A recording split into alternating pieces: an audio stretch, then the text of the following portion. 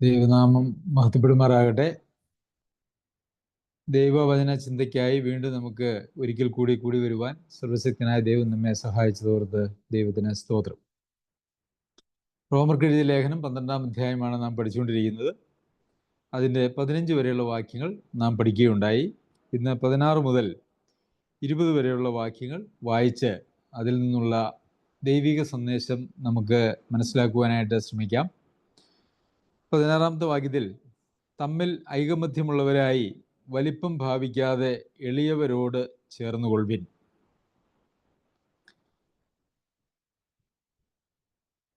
ഒരു വലിയ പ്രബോധനമാണ് നമുക്ക് ഈ വേദഭാഗത്ത് ലഭിക്കുന്നത്. യഥാർത്ഥത്തിൽ ലോകത്തിലുള്ള വ്യവസ്ഥകൾക്ക് എല്ലാം വിരുദ്ധമായിട്ടാണ് ദൈവവചനത്തിൽ നമുക്ക് ലഭിക്കുന്നതായിട്ടുള്ള നിർദ്ദേശങ്ങൾ. ലോകത്തിൻ്റെ രീതികൾക്കും പ്രമാണങ്ങൾക്കും ഒക്കെ വിരുദ്ധമാണ്. സാധാരണഗതിയിൽ നാം ലോകത്തിലേക്ക് നോക്കിയാൽ ആളുകൾ എളിയവരോട് ചേരുക എന്ന് പറയുന്നതായ ഒരു പരിപാടി വളരെ കുറവാണ് എന്ന് നമുക്ക് കാണുവാനായിട്ട് സാധിക്കും. നമ്മളെ പോലെയുള്ളവരോടോ അല്ലെങ്കിൽ വലിയവരോടോ ചേരുക എന്നുള്ളതാണ് ഒരു പൊതുപ്രമാണം. എന്നാൽ ദൈവവചനത്തിൽ നാം കാണുന്നത് നിങ്ങൾ ആർക്കും വലിപ്പം ഭാവിക്കരുത്, എളിയവരോട് ചേർന്നുകൊള്ളുവിൻ. അങ്ങനെ വലിപ്പം ഭാവിക്കാതെ എളിയവരോട് ചേരണമെങ്കിൽ അവിടെ വേണ്ടുന്നതായിട്ടുള്ള ഒരു ഗുണമാണ് ഐകമത്യമുള്ളവരാകണം എന്ന് പറയുന്നത്. ഐകമത്യമുണ്ടെങ്കിൽ മാത്രമേ വലിപ്പം ഭാവിക്കാതെ എളിയവരോട് ചേരുവാനായിട്ട് സാധിക്കുകയുള്ളൂ. നമുക്കറിയാം, ഒരു സഭയിൽ ആളുകളെ കണ്ടാൽ, അവരുടെ പെരുമാറ്റങ്ങളും ഇടപാടുകളും ഒക്കെ കണ്ടാൽ അവരെല്ലാവരും എളിയവരാണ് എന്നുള്ള ഒരു പ്രതീതിയായിരിക്കണം ഉണ്ടാവേണ്ടത്. കുറച്ചാളുകൾ വലിയ ആളുകളും പ്രമാണിമാരും, പിന്നെ കുറച്ചാളുകൾ സാധാരണക്കാർ, പിന്നെ തീരെ ഒരുപക്ഷെ പാവപ്പെട്ടവരെന്ന് പറയുന്ന ആളുകൾ, അങ്ങനെയുള്ള തരംതിരിവുകളൊന്നും ഒരിക്കലും ഒരു സഭയിൽ ഉണ്ടാകുവാനായിട്ട് പാടില്ല. ഏതെങ്കിലും നിലയിൽ അങ്ങനെ ദൈവം ചില ബുദ്ധിപരമായിട്ടോ സാമ്പത്തികമായിട്ടോ ഒക്കെ എന്തെങ്കിലും പ്രത്യേകതകൾ കൊടുത്തിട്ടുണ്ടെങ്കിൽ അവർ ദൈവത്തോട് അല്ലെങ്കിൽ എളിയവരോട് അവർ ചേരുക എന്നുള്ളതാണ് ദൈവവചനത്തിലെ പ്രമാണം എന്ന് പറയുന്നത്. പലപ്പോഴും എളിയവരായിട്ടുള്ള ആളുകൾക്ക് ഒരുപക്ഷെ അങ്ങനെ എളിയവരല്ല എന്നവർക്ക് തോന്നുന്നതായിട്ടുള്ള ആളുകളോട് ചേരുവാനായിട്ടൊരു ബുദ്ധിമുട്ടുണ്ടാവും. അത് സ്വാഭാവികമായിട്ടുള്ളൊരു മാനുഷിക പ്രകൃതിയാണ്. അതുകൊണ്ട് ഇവിടെ കൽപ്പന എന്ന് പറയുന്നത് ഒരുപക്ഷെ ബുദ്ധിപരമായോ മറ്റ് ഏതെങ്കിലും നിലയിൽ ദൈവം കൊടുത്തിരിക്കുന്നതായിട്ടുള്ള കൂടുതൽ സാധ്യതകളുള്ള ആളുകൾ, അവരുടെ ഉത്തരവാദിത്വമാണ് എളിയവരോട് ചേരുക എന്നുള്ളത്. എളിയവരോട് നിങ്ങൾ വലിയവരോട് ചേരുവാനായിട്ടല്ല, മറിച്ച് വലിയവർ എന്ന് അങ്ങനെ വലിയവരാരുമില്ല എന്നുള്ളതൊരു യാഥാർത്ഥ്യമാണ്. എങ്കിലും ലോകപ്രകാരം നോക്കിയാൽ അങ്ങനെ വ്യത്യസ്ത തലങ്ങളിലുള്ള ആളുകളുണ്ടല്ലോ. അത് ലോകത്തിലെ എല്ലായിടത്തും നടപ്പുള്ള ഒരു കാര്യമാണ്. അതുകൊണ്ട് ദൈവസഭയിൽ ഒരിക്കലും ഞാൻ വലിയവൻ എന്ന് പറയാനായിട്ട് യാതൊരു അനുവാദവും ഇല്ല എന്നുള്ളതാണ്. എല്ലാവരും എളിയവരോട് ചേർന്നാൽ പിന്നെ എളിയവരല്ലാതെ ആരും ഒരു സഭയിൽ ഉണ്ടാകുവാനായിട്ട് പാടില്ല. അങ്ങനെ എളിയവരല്ലാതെ വലിപ്പമുള്ളവർ ഒരു സഭയിൽ ഉണ്ട് എന്ന് വന്നാൽ അതിൻ്റെ അർത്ഥം അതൊരു സഭയല്ല എന്നാണ്. അല്ലെങ്കിൽ സഭയ്ക്ക് വേണ്ടുന്നതായിട്ടുള്ള ദൈവസ്വീകാര്യമായിട്ടുള്ള ആളുകളല്ല അവിടെ ഉള്ളത്. അതുകൊണ്ട് തന്നെ ഒരു സഭ എന്നുള്ള നിലയിൽ ദൈവവചനം ആഗ്രഹിക്കുന്നത് പോലെ പ്രവർത്തിക്കുവാനായിട്ട് അങ്ങനെ ഒരു കൂട്ടത്തിന് കഴിയുകയുമില്ല. ഞാൻ എറണാകുളത്ത് എൻ്റെ പോസ്റ്റ് ഗ്രാജുവേഷന് പഠിച്ചുകൊണ്ടിരുന്നപ്പോൾ അവിടെ ഒരു സഭയെക്കുറിച്ച് ഞാൻ കേട്ടിട്ടുണ്ട്. ഒരാളല്ല, പല ആളുകൾ അവിടെ അങ്ങനെ ഒരു സഭയെക്കുറിച്ച് കേട്ടിട്ടുണ്ട്. പട്ടം എന്ന് പറഞ്ഞ് തിരുവനന്തപുരം പട്ടത്താണ് അങ്ങനെ ഒരു സഭയുള്ളതായിട്ട് അറിഞ്ഞിട്ടുള്ളത്. ആ സഭയെ അറിയപ്പെടുന്നത് എക്സിക്യൂട്ടീവ് ചർച്ച് എന്നാണ്. അതായത് ആ സഭയിലുള്ള എല്ലാ ആളുകളും ഏതെങ്കിലും നല്ല സ്ഥാപനങ്ങളിൽ നല്ല ഉയർന്ന ഉദ്യോഗവും ഒക്കെ ഉള്ള ആളുകളാണ്. അങ്ങനെയുള്ള ആളുകൾ മാത്രമേ ആ സഭയിലുള്ളൂ. ഇനി ഒരു സാധാരണക്കാരൻ സഭയിൽ ചെന്നുപെട്ടാൽ അവർ മീറ്റിംഗ് ഒക്കെ കഴിഞ്ഞ് കഴിയുമ്പോൾ അവർ വിശദമായിട്ട് അവരുടെ കാര്യങ്ങളൊക്കെ ചോദിച്ചറിഞ്ഞതിന് ശേഷം നിങ്ങൾ അടുത്ത ആഴ്ച മുതൽ ഇങ്ങോട്ട് വരേണ്ടതില്ല, എറണാകുളം അല്ല തിരുവനന്തപുരം ടൗണിൽ മറ്റ് പല സഭകളുണ്ട്, നിങ്ങൾക്ക് അവിടെ പോകാവുന്നതാണ് എന്ന് പറഞ്ഞ് അവരെ അങ്ങോട്ട് അയക്കും എന്നാണ് ഞാൻ അറിഞ്ഞത്. ഇത് പല ആളുകൾ അങ്ങനെ ഒരു അഭിപ്രായം ആ സഭയെക്കുറിച്ച് പറഞ്ഞു എന്നുള്ളത് കൊണ്ട് അത് ശരിയാവാനായിട്ടുള്ള സാധ്യതയുണ്ട് എന്ന് ഞാൻ വിചാരിക്കുന്നു. പക്ഷേ നമുക്ക് നേരിട്ട് പരിചയമില്ല. പ്രിയമുള്ളവരെ, അതിനെ ഒരു സഭ എന്ന് വിളിക്കുവാനായിട്ട് ഒരിക്കലും നമുക്ക് കഴിയുകയില്ല. ഒരു സഭയിലെ ഏറ്റവും എളിയ ഒരു സഹോദരൻ്റെ എളിമയായിരിക്കണം ആ സഭയിലുള്ള എല്ലാവരുടെയും എളിമ എന്ന് പറയുന്നത്. കാരണം എളിയവരോട് ചേർന്ന് കൊള്ളുക എന്ന് പറഞ്ഞു കഴിഞ്ഞാൽ എല്ലാവരുടെയും മനോഭാവം എന്ന് പറയുന്നത് എളിമത്വത്തിൻ്റെയും ലാളിത്യത്തിൻ്റെയും ഒരു മനോഭാവമായിരിക്കണം. വലിപ്പം ഭാവിക്കാൻ നമുക്കറിയാമല്ലോ ആർക്കാണ് ദൈവസഭയിൽ വലിപ്പം ഭാവിക്കുവാനായിട്ട് കഴിയുന്നത്. വലിപ്പം ഭാവിക്കുവാൻ ആർക്കും കഴിയുകയില്ല. കാരണം ഏത് മനുഷ്യനെ സംബന്ധിച്ച് പറയുമ്പോഴും ഏത് മനുഷ്യനും ഉറച്ചു നിന്നാൽ ഒരു ശ്വാസം മാത്രം എന്നാണ് നമുക്ക് വചനത്തിൽ കാണാനായിട്ട് കഴിയുന്നത്. അപ്പോൾ ഏതെങ്കിലും ഒരാളെക്കുറിച്ച് അവർക്ക് തന്നെയോ മറ്റുള്ളവർക്കോ ഒരു നിലയിലും വലിപ്പം ഭാവിക്കുവാനായിട്ട് കഴിയുകയില്ല. അത് സാധ്യമല്ലാത്ത അല്ലെങ്കിൽ അരുതാത്തതായിട്ടുള്ള ഒരു കാര്യമാണ്. അങ്ങനെ വിവിധ തട്ടുകളിൽ ദൈവമക്കളെ നാം കാണുകയോ ഒക്കെ ചെയ്താൽ അത് ആത്യന്തികമായിട്ട് എത്തുക എന്ന് പറയുന്നത് ഐക്യമില്ലാതെയാകുക എന്നുള്ളതാണ്. എന്നാൽ ഐക്യമില്ലാത്ത ഒരു കൂട്ടത്തെ ദൈവസഭ എന്ന് വിളിക്കുവാനായിട്ട് കഴിയുകയില്ല. നമുക്ക് വചനത്തിൽ ദൈവസഭയെക്കുറിച്ച് പറയുമ്പോൾ അവിടെ പറഞ്ഞിരിക്കുന്ന ഏറ്റവും വലിയ ഗുണം എന്ന് പറയുന്നത്, സഭയുടെ ഗുണം, പ്രത്യേകത എന്ന് പറയുന്നത്, അവർക്ക് അപ്പോസ്തല പ്രവൃത്തിയിൽ 4-ാം അധ്യായത്തിൻ്റെ 32-ാം വാക്യത്തിൽ വിശ്വസിച്ചവരുടെ കൂട്ടം ഏക ഹൃദയവും ഏക മനസ്സുമുള്ളവരായിരുന്നു എന്നുള്ളതാണ്. അവർക്കെല്ലാവർക്കും ഹൃദയം ഒന്നാണ്, അവർക്കെല്ലാവർക്കും മനസ്സും ഒന്നാണ്. അതുപോലെ എഫെസ്യർക്ക് എഴുതിയ ലേഖനം 4-ാം അധ്യായത്തിൻ്റെ 3-ാമത്തെ വാക്യത്തിൽ ആത്മാവിൻ്റെ ഐക്യത സമാധാന ബന്ധത്തിൽ കാപ്പാൻ സൂക്ഷിപ്പിൻ എന്ന് നമ്മൾ വായിക്കുന്നുണ്ട്. അപ്പോൾ സഭയിൽ എപ്പോഴും യഥാർത്ഥത്തിൽ ഉണ്ടാവേണ്ടത് വലിപ്പം ഭാവിക്കാത്ത എളിയവരായിട്ടുള്ള ദൈവജനമാണ്. അങ്ങനെയാണെങ്കിൽ മാത്രമേ അതിനെ ഒരു സഭ എന്ന് പറയുവാനായിട്ട് കഴിയുള്ളൂ. എന്നാൽ അങ്ങനെയൊന്നുമല്ല ഇന്ന് ലോകത്തിലുള്ളത്. പലരും അങ്ങനെയല്ല എന്നുള്ളതും നമുക്ക് കാണുവാനായിട്ട് സാധിക്കും. തമ്മിൽ ഐകമത്യമുള്ളവരാവണം. ഇപ്പം എല്ലാവരും അന്യോന്യം ഐകമത്യമുള്ളവരായി തീരണം എന്നാണ് നമുക്കവിടെ കാണാനായിട്ട് കഴിയുന്നത്. കൊരിന്ത്യർക്ക് ലേഖനം എഴുതുമ്പോൾ പൗലോസ് അപ്പോസ്തലൻ അതിൻ്റെ 1-ാം അധ്യായത്തിൻ്റെ 11-ാം അധ്യായത്തിൻ്റെ 10-ാം വാക്യത്തിൽ, സഹോദരന്മാരെ, നിങ്ങളെല്ലാവരും ഒന്നു തന്നെ സംസാരിക്കുകയും നിങ്ങളുടെ ഇടയിൽ ഭിന്നത ഭവിക്കാതെ ഏക മനസ്സിലും ഏക അഭിപ്രായത്തിലും യോജിച്ചിരിക്കുകയും വേണം എന്ന് ഞാൻ നിങ്ങളെ നമ്മുടെ കർത്താവായ യേശു ക്രിസ്തുവിൻ്റെ നാമം ചൊല്ലി പ്രബോധിപ്പിക്കുന്നു. അപ്പോൾ നമ്മുടെ കർത്താവായ യേശു ക്രിസ്തുവിൻ്റെ നാമം ചൊല്ലി പ്രബോധിപ്പിക്കുന്ന കാര്യമാണ് നിങ്ങളുടെ ഇടയിൽ ഭിന്നത ഭവിക്കാതെ ഏക മനസ്സിലും ഏക അഭിപ്രായത്തിലും യോജിച്ചിരിക്കണം. ഏക അഭിപ്രായത്തിലും ഏക മനസ്സിലും ഭിന്നത ഭവിക്കാതെ എല്ലാ കാര്യങ്ങളിലും നമ്മൾ യോജിച്ചിരിക്കണം. അങ്ങനെയാണെങ്കിൽ മാത്രമേ അതിനെ ഒരു സഭ എന്ന് വിളിക്കുവാനായിട്ട് കഴിയുകയുള്ളൂ. കാരണം നമുക്കറിയാമല്ലോ, സഭ ഒരു ശരീരത്തോടാണ് താരതമ്യം ചെയ്തിരിക്കുന്നത്. ശരീരത്തിലെ അവയവങ്ങൾ തമ്മിൽ യോജിച്ചാണ് ഇരിക്കുന്നത് എന്ന് നമുക്കറിയാമല്ലോ. യോജിച്ചിരിക്കാത്ത ഒരു അവയവമുണ്ട് എന്ന് പറഞ്ഞാൽ ആ അവയവത്തിന് അങ്ങനെ തന്നെ ഒരു നിലനിൽപ്പില്ല. ആ ശരീരത്തിന് എന്തെങ്കിലും പ്രയോജനം ആ അവയവത്തെ കൊണ്ടില്ല. ആ ശരീരത്തിന് അവയവത്തോടും പ്രത്യേകിച്ച് ബന്ധമൊന്നുമില്ല. ആ അവയവത്തോട് യോജിച്ചിരിക്കുവാനായിട്ട് കഴിയുന്നതുമല്ല.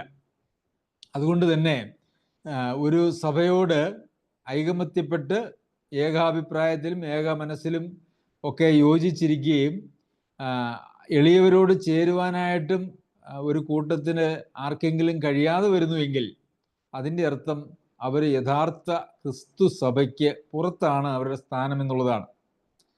ക്രിസ്തു സഭയിലെ ഒരു അംഗമായിട്ട് അവരെ കണക്കാക്കാനായിട്ട് ഒരിക്കലും കഴിയുന്നതല്ല. നമുക്കറിയാമല്ലോ, നമ്മുടെ ശരീരത്തിലെ ഏതെങ്കിലും ഒരു അവയവം ഞാൻ നിങ്ങളെക്കാളൊക്കെ വലിയ അവയവമാണ്, ഞാനാണ് ഈ ശരീരത്തിലെ ഏറ്റവും പ്രധാന ആള് എന്ന് പറയുവാനായിട്ട് ഒരിക്കലും കഴിയുകയില്ല. അങ്ങനെ പാടുള്ളതുമല്ല. നമുക്കറിയാം, ശരീരത്തിൻ്റെ ഏറ്റവും പ്രധാനപ്പെട്ട അവയവം എന്ന് പറയുന്നത് നമ്മുടെ തലയാണ്. അപ്പോൾ സഭയുടെ തല കർത്താവാണ്. മറ്റ് അവയവങ്ങൾക്കെല്ലാം നേതൃത്വം കൊടുക്കുന്നത്, അല്ലെങ്കിൽ അതിനൊക്കെ വേണ്ടുന്നതായിട്ടുള്ള കൃപ കൊടുക്കുന്നത് തലയിൽ നിന്നാണ്. ഓർഡറുകൾ വരുന്നത് തലയിൽ നിന്നാണ്. കർത്താവ് തന്നെയാണ് സഭയുടെ തല എന്ന് നമുക്കറിയാമല്ലോ. അപ്പോൾ നിങ്ങളുടെ ഇടയിൽ ഭിന്നത ഭവിക്കാതെ ഏക മനസ്സിലും ഏക അഭിപ്രായത്തിലും യോജിച്ചിരിക്കണം. നിങ്ങളെല്ലാവരും ഒന്ന് തന്നെ സംസാരിക്കണം. പ്രിയമുള്ളവരെ, റോമാലേഖനത്തിൽ തുടർന്ന് നമ്മൾ പഠിച്ചു പോകുമ്പോൾ ഒരു വായിനാൽ മഹത്വീകരിക്കണം എന്ന് നമ്മൾ വായിക്കുന്നുണ്ട്.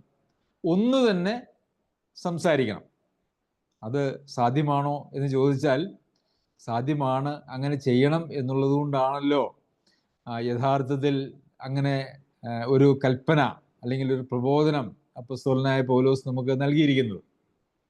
അങ്ങനെ സാധിക്കുന്നില്ല എങ്കിൽ അത് നമ്മളുടെ ഒരു പരാജയമാണ് എന്നുള്ളതാണ് നമുക്ക് കാണുവാനായിട്ട് കഴിയുന്നത്. എന്നാൽ നമ്മളിൽ ഭിന്നത ഭവിക്കുമ്പോഴും എളിയവരോട് ചേരുവാൻ നാം കൂട്ടാക്കാതെ ഇരിക്കുമ്പോഴുമാണ് യഥാർത്ഥത്തിൽ ഈ ഏകാഭിപ്രായത്തിൽ യോജിച്ചിരിക്കാൻ കഴിയാത്തതും ഒന്ന് തന്നെ സംസാരിക്കാൻ കഴിയാത്തതും. ഞാൻ മറ്റുള്ളവരെക്കാൾ പരിജ്ഞാനമുള്ള ഒരാളാണ്, എനിക്ക് എല്ലാവരേക്കാൾ അറിവുണ്ട് എന്നൊക്കെ നാം നമ്മുടെ മനസ്സിൽ ചിന്തിച്ചാൽ അതിൻ്റെ അർത്ഥം നാം മറ്റുള്ളവരോട് ചേരുന്നില്ല, അതിൽ നിന്ന് വേർപെട്ട് നിൽക്കുവാൻ, വ്യത്യസ്തനായി നിൽക്കുവാൻ താല്പര്യപ്പെടുന്നു എന്നുള്ളതാണ്. അങ്ങനെ വ്യത്യസ്തനായി നിൽക്കാനും ആളുകളോട് ചേരുവാനും താല്പര്യപ്പെടാത്ത ആളുകൾക്ക് യഥാർത്ഥത്തിൽ അവർ ക്രിസ്തുവിൻ്റെ സഭയോട് ചേരുവാൻ അവർക്ക് താല്പര്യമില്ല എന്ന് തന്നെയാണ് അതിൻ്റെ അർത്ഥം. അവരെ സഭയുടെ ഒരു ഭാഗമായിട്ട് ഒരുപക്ഷെ നാം കണക്കാക്കിയാൽ പോലും ദൈവം അങ്ങനെ കണക്കാക്കും എന്ന് ഞാൻ വിചാരിക്കുന്നില്ല.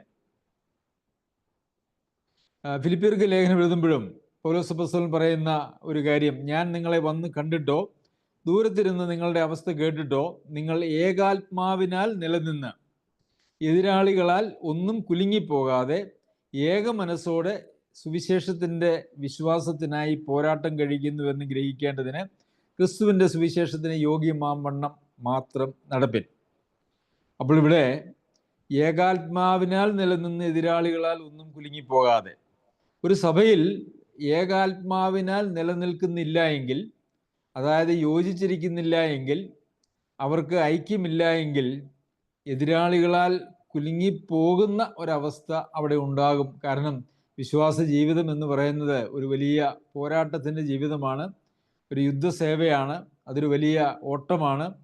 ആ ഓട്ടത്തിൽ, ആ യാത്രയിൽ, ആ പോരാട്ടത്തിൽ എതിരാളികളാൽ കുലുങ്ങിപ്പോകുവാനായിട്ടുള്ള സാധ്യതയുണ്ട്. കുലുങ്ങിപ്പോകാതിരിക്കണമെങ്കിൽ ഏകാത്മാവിനാൽ അവർ നിലനിന്ന് ഏക മനസ്സോടെ സുവിശേഷത്തിൻ്റെ വിശ്വാസത്തിനായിട്ട് പോരാട്ടം കഴിക്കണം. സുവിശേഷത്തിൻ്റെ വിശ്വാസത്തിനായിട്ട് ഏക മനസ്സിൽ ഏകാത്മാവിൽ പോരാട്ടം കഴിക്കേണ്ടത് ആവശ്യമാണ്. അല്ലെങ്കിൽ ഈ വിശ്വാസ ജീവിത യാത്ര നമുക്ക് മുമ്പോട്ട് കൊണ്ടുപോകുവാനായിട്ട് കഴിയുന്നതല്ല. ഇന്ന് അന്യോന്യം യാതൊരു വക സ്നേഹമോ ഐക്യമോ ബഹുമാനമോ ഒന്നുമില്ലാത്ത ആളുകൾ ഒരുമിച്ച് കൂടിയിട്ട് അതിനെ സഭ എന്ന് വിളിക്കുമ്പോൾ, ക്രിസ്തുവിൻ്റെ സഭ എന്ന് വിളിക്കുമ്പോൾ, യഥാർത്ഥത്തിൽ ക്രിസ്തുവിൻ്റെ നാമത്തിന് അവർ നിന്ദയായി ഭവിക്കുന്നു എന്നാണ് നമുക്ക് കാണുവാനായിട്ട് കഴിയുന്നത്. അതുകൊണ്ട് പ്രിയമുള്ളവരെ, ഐക്യത്തോടെ മുമ്പോട്ട് സഭ പോകുന്നുവെങ്കിൽ മാത്രമേ അതിനെ സഭ എന്ന് വിളിക്കുവാനായിട്ട് കഴിയുകയുള്ളൂ. അടുത്ത വാക്യം, നിങ്ങളെ തന്നെ ബുദ്ധിമാന്മാർ എന്ന് വിചാരിക്കരുത്. അത് വളരെ പ്രധാനപ്പെട്ടതായ ഒരു പ്രസ്താവനയാണ്. ബൈബിളിലെല്ലാം പ്രധാനപ്പെട്ടത് തന്നെയാണ്. എങ്കിലും നിങ്ങളെ തന്നെ ബുദ്ധിമാന്മാർ എന്ന് വിചാരിക്കരുത് എന്ന് പറയുമ്പോൾ നമ്മുടെ ബുദ്ധിയുടെ തലത്തിലല്ല യഥാർത്ഥത്തിൽ നമ്മുടെ ക്രിസ്തീയ ജീവിതവും അതുപോലെ തന്നെ സഭാ ജീവിതവും എന്നുള്ളതാണ്. അവിടെ വേണ്ടത് നമ്മുടെ ബുദ്ധിയുടെ പ്രമാണമല്ല, മറിച്ച് ആത്മാവിൻ്റെ ഐക്യതയാണ്. ബുദ്ധിയാൽ നിയന്ത്രിക്കപ്പെടുന്ന ഒരു സംവിധാനമല്ല സഭ എന്ന് പറയുന്നത്. അത് ദൈവാത്മാവിനാൽ നിയന്ത്രിക്കപ്പെടുന്ന ആളുകളാണ്. ഓരോ വ്യക്തികളും ദൈവാത്മാവിനാൽ നിയന്ത്രിക്കപ്പെടുന്നതാണ്. അതുപോലെ തന്നെ സഭയും സഭാകാര്യങ്ങളും എല്ലാം ദൈവാത്മാവിനാൽ നിയന്ത്രിക്കപ്പെടുന്നതും നിയന്ത്രിക്കപ്പെടേണ്ടതുമാണ്. അവിടെ നമ്മളുടെ ബുദ്ധിയുടെ പ്രയോഗങ്ങൾ അത് ആത്മാവിൻ്റെ പ്രവർത്തനത്തിന് തടസ്സമായിട്ട് വരും. അതുകൊണ്ടാണ് നിങ്ങളെ തന്നെ ബുദ്ധിമാന്മാർ എന്ന് വിചാരിക്കരുത്, നമ്മളെക്കുറിച്ച് നമ്മൾ തന്നെ ബുദ്ധിമാന്മാരെന്ന് ചിന്തിച്ചാൽ അതിൻ്റെ സ്വാഭാവിക പ്രതിഫലനം എന്ന് പറയുന്നത് നമ്മുടെ പ്രവർത്തന മേഖലകളിലെല്ലാം നാം ബുദ്ധിയിൽ ആശ്രയിക്കുന്ന ആളുകളായിട്ട്, അല്ലെങ്കിൽ ബുദ്ധിയുടെ തലത്തിൽ ജീവിക്കുന്ന ആളുകളായിട്ട് നാം മാറിപ്പോകും. ബുദ്ധിയുടെ തലത്തിൽ ജീവിക്കുന്ന ജീവിതമല്ല ക്രിസ്തീയ ജീവിതം എന്നുള്ളത് കൊണ്ട് ക്രിസ്തീയ ജീവിതത്തിൽ അതൊരു വലിയ പരാജയത്തിന് കാരണമാകും.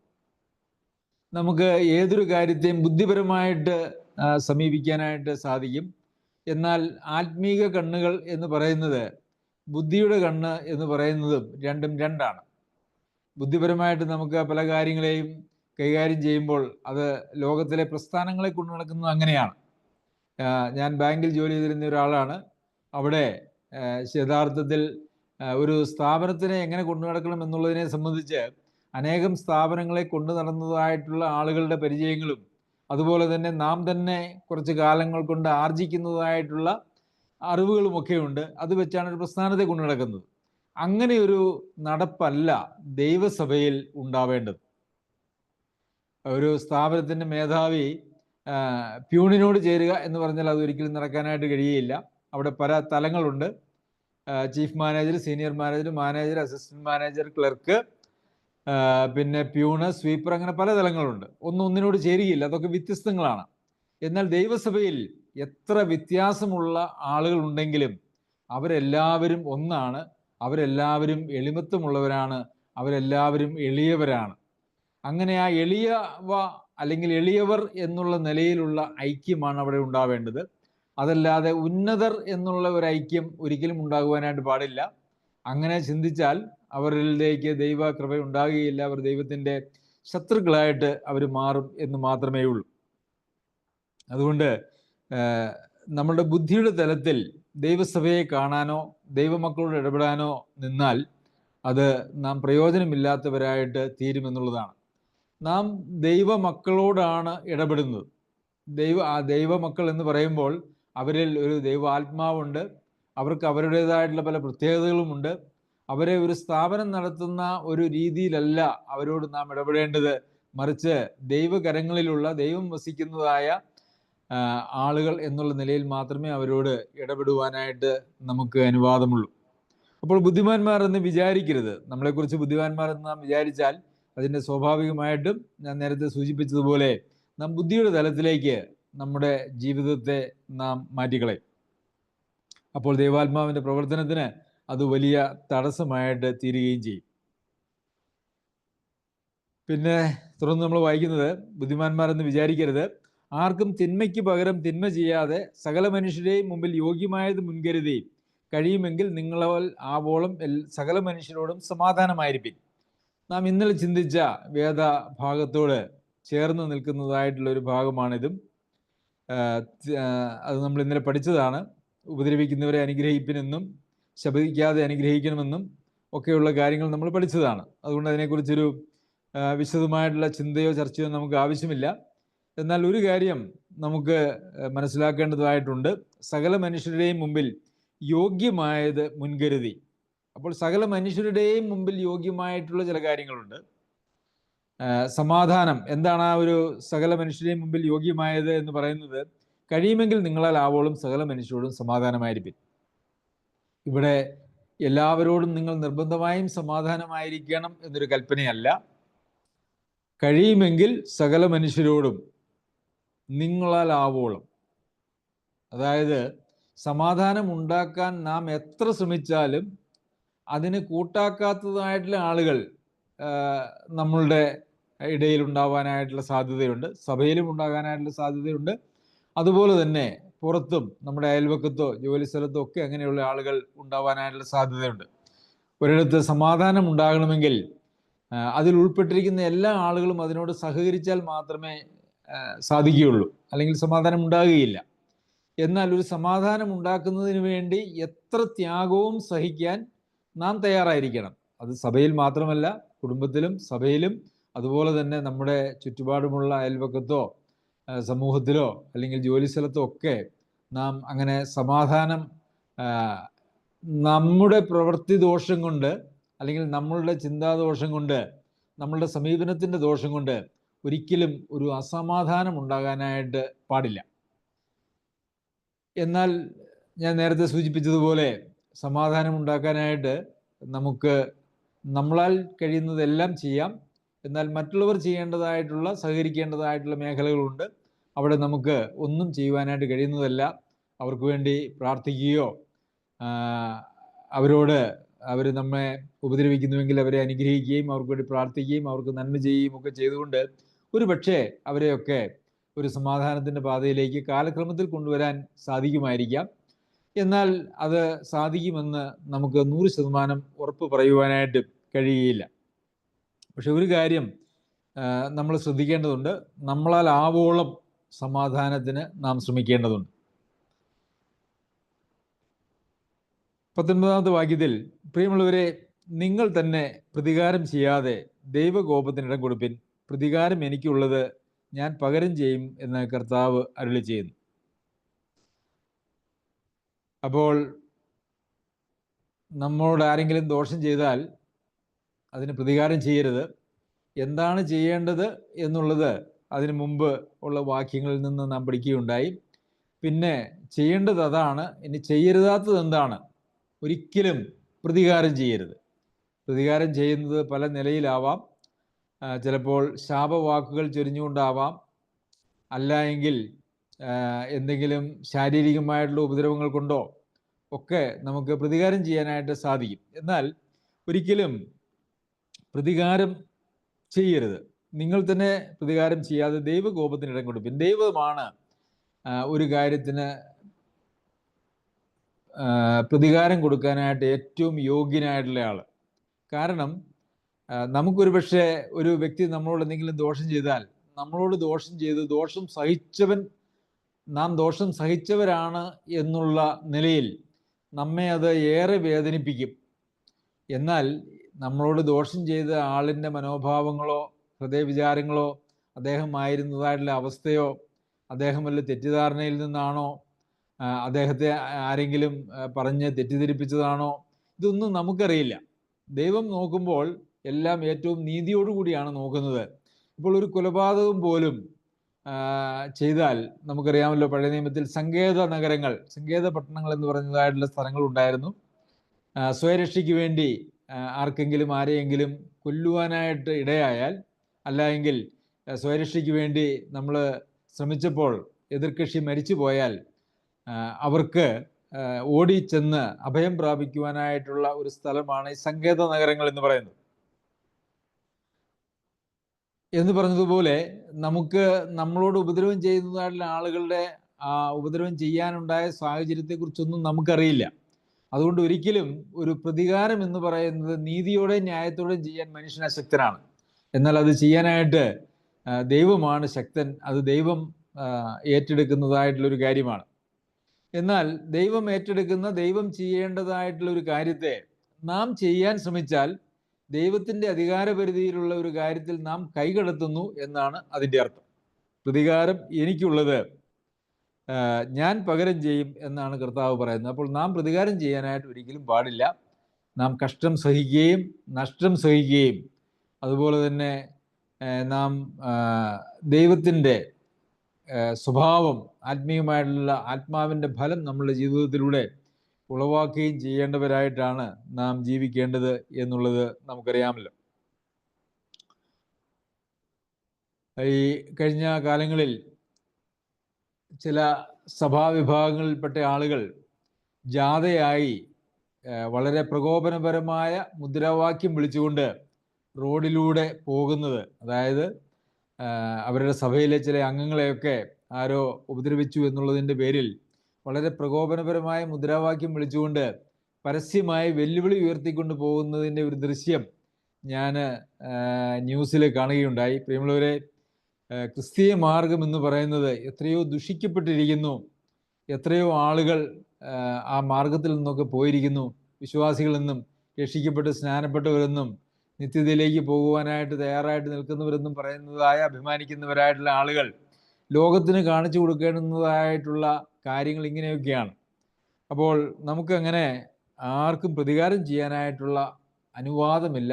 അത് ദൈവത്തിൻ്റെ അധികാര പരിധിയിലുള്ള നമ്മളുടെ കടന്നുകയറ്റമാണ് എന്നുള്ളത് നാം മനസ്സിലാക്കണം.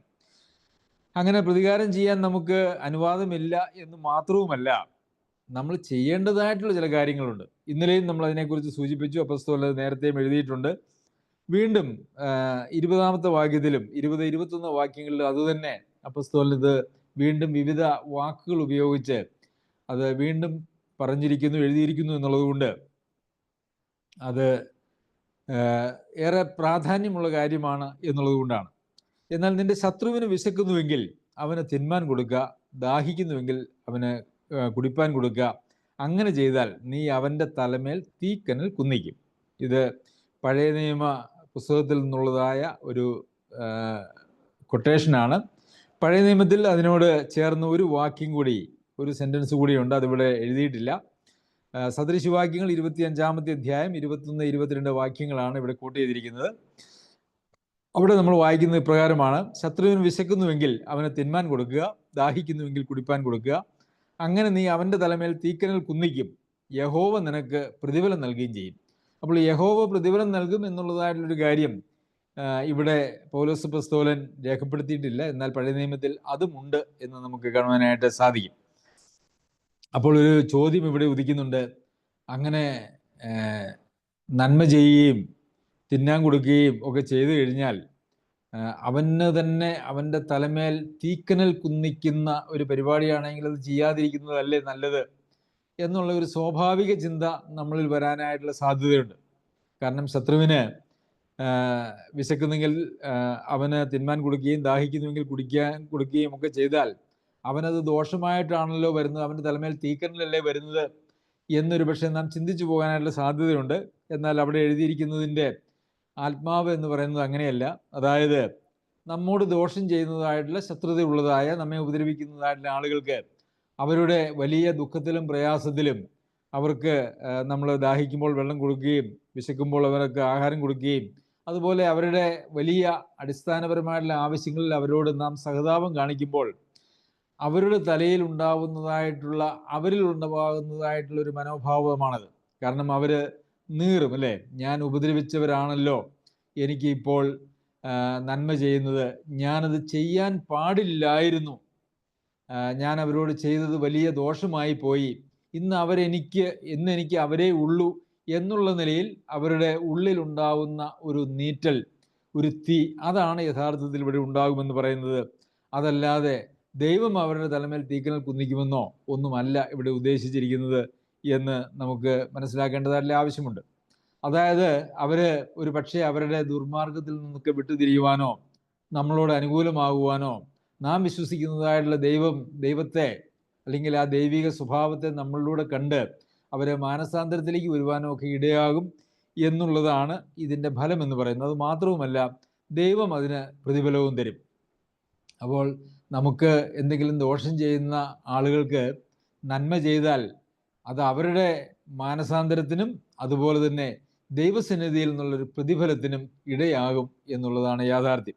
പ്രിയമുള്ളവരെ, വലിയൊരു സാധ്യതയാണ്, അനുഗ്രഹത്തിൻ്റെ ഒരു സാധ്യതയാണ് നമ്മളുടെ ശത്രുക്കൾ മുഖാന്തരം പോലും ദൈവം നമ്മുടെ മുമ്പിൽ വെച്ചിരിക്കുന്നത്. ഒന്ന് ആലോചിച്ച് നോക്കൂ. നമ്മെ ഉപദ്രവിച്ചിരിക്കുന്നതായിട്ടുള്ള ആളുകൾക്ക് നന്മ ചെയ്യാൻ കഴിഞ്ഞിട്ട് അവർ മാനസാന്തരത്തിലേക്കും അതുപോലെ തന്നെ അവർക്ക് നന്മ ചെയ്യുന്നത് വഴി ദൈവത്തിൻ്റെ അടുക്കൽ നിന്ന് നമുക്ക് പ്രതിഫലവും ലഭിക്കുന്നതായുള്ള ഒരു അവസ്ഥ എന്ന് പറയുന്നത്, അപ്പോൾ ശത്രുക്കൾ ഉണ്ടാവുക എന്ന് പറയുന്നത് നമ്മളുടെ ഒരു ആത്യന്തിക പരാജയമല്ല, നമുക്കുള്ള ചില സാധ്യതകൾ, ചില വാതിലുകൾ നമുക്ക് തുറന്നു കിട്ടുന്നതാണ്. ചിലരുടെ മാനസാന്തരത്തിന് ഒക്കെ അത് വാതിലുകൾ തുറന്നു കിട്ടുന്നതാണ് എന്ന് നമ്മൾ മനസ്സിലാക്കണം. അപ്പോൾ നമ്മളോട് ആർക്കെങ്കിലും ശത്രുതയുണ്ട് എന്ന് തോന്നിയാൽ അവർക്ക് എന്തെങ്കിലും നന്മ ചെയ്യാനായിട്ടുള്ള അവസരങ്ങളുണ്ടോ എന്ന് അന്വേഷിച്ച് അത് ചെയ്യുവാനായിട്ടുള്ളൊരു താല്പര്യം നമുക്ക് ഉണ്ടായിരിക്കേണ്ടത് ആവശ്യമാണ്. അത് അവരുടെ ജീവിതത്തിൽ ഒരു വലിയ ചോദ്യചിഹ്നമായിട്ട് തീരും. അവർ മാനസാന്തരത്തിലേക്ക് വരും, ദൈവം നമുക്ക് പ്രതിഫലവും തരും. പിന്നെ 21-ാമത്തെ വാക്യത്തിൽ തിന്മയോട് തോൽക്കാതെ നന്മയാൽ തിന്മയെ ജയിക്കുക. ഇന്നലെ നാം ചിന്തിച്ചതായിട്ടുള്ള വാക്യം തന്നെയാണ്. നമ്മൾ തിന്മയോട് തോൽക്കുന്നത് എപ്പോഴാണ്? തിന്മയ്ക്ക് പകരം തിന്മ ചെയ്യുമ്പോഴാണ്. തിന്മയോട് ജയിക്കുന്നത് എപ്പോഴാണ്? തിന്മയ്ക്ക് പകരം നന്മ ചെയ്യുമ്പോഴാണ്. അപ്പോൾ ആരെങ്കിലും നമ്മളോട് തിന്മ ചെയ്തു എന്ന് വന്നാൽ ആ തിന്മയെ ജയിക്കുവാനായിട്ടൊരു തിന്മയല്ല അവർ ചെയ്തതുപോലെയല്ല, മറിച്ച് നന്മയാൽ അവരെ ജയിക്കുവാനായിട്ട്, തിന്മയെ ജയിക്കുവാനായിട്ട് നമുക്ക് സാധിക്കും. സർവശക്തനായ ദൈവം നമ്മെ സഹായിക്കട്ടെ. അവൻ്റെ അതിപരിശുദ്ധ നാമം വാഴ്ത്തപ്പെടുമാറാകട്ടെ.